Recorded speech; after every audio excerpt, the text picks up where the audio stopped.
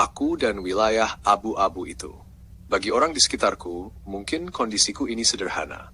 Aku tidak bisa berjalan, dan tentu saja butuh bantuan untuk berpindah tempat.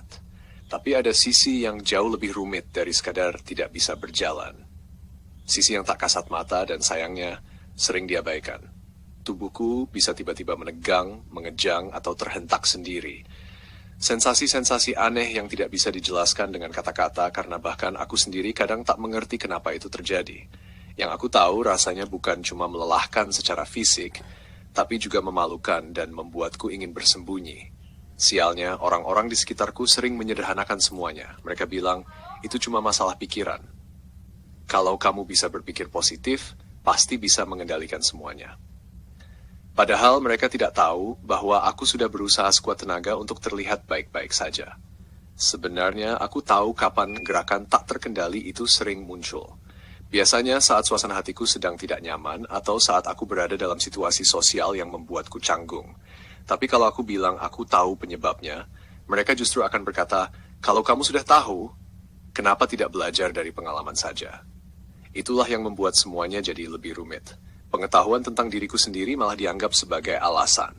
Usaha kerasku untuk memahami tubuh dan emosiku sendiri tidak dianggap sebagai bentuk perjuangan, tapi dianggap kekurangan usaha. Masalahnya, tubuhku bisa terlihat normal saat suasana hati sedang netral.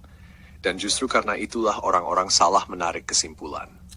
Mereka pikir, kalau begitu, kenapa tidak berpikir positif saja setiap waktu? Tapi, ketika aku coba menjelaskan, kadang suaraku meninggi karena rasa panik yang datang tiba-tiba. Dan lagi-lagi aku disalahpahami. Dari dulu, semua ini selalu disederhanakan. Itulah sebabnya aku jadi tidak berani membuka diri kepada siapapun selain kepada orang yang memang sudah terbiasa merawatku.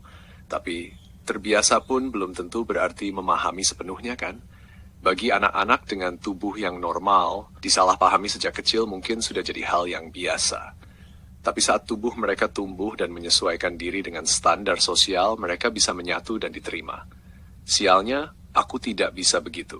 Karena aku hidup di wilayah abu-abu, terlalu normal untuk dianggap punya masalah berat, tapi juga terlalu rumit untuk dianggap baik-baik saja. Jadi aku mengerti kenapa aku sering disalahpahami. Aku tidak marah, tapi aku lelah.